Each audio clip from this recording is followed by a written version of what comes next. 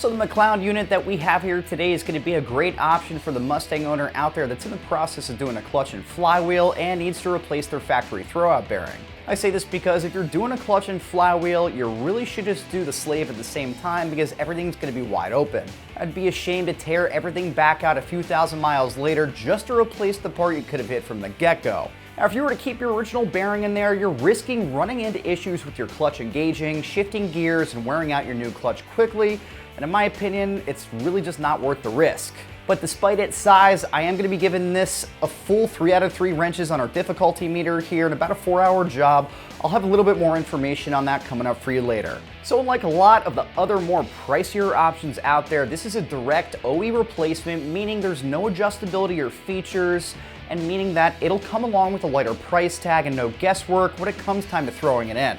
So we explain why you should pick this up when you're doing your clutch, but factory throwout bearings can go out on their own too, and some symptoms are going to be grinding between shifts, rattling underneath the box, whining or squeaking when you're in gear, with the clutch out or at idle, or just a sloppy pedal feel.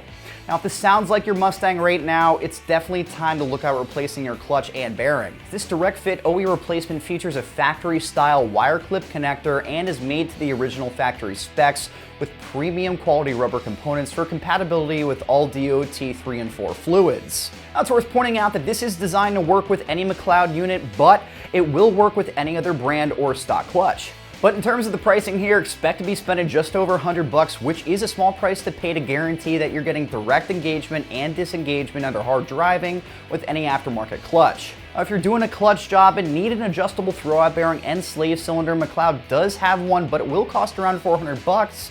The differences aside from the adjustability will be the construction, where that unit is going to be anodized. So switching gears to the installation, you're looking at an involved 3 out of 3 wrenches on our difficulty meter here and easily a 4-hour job.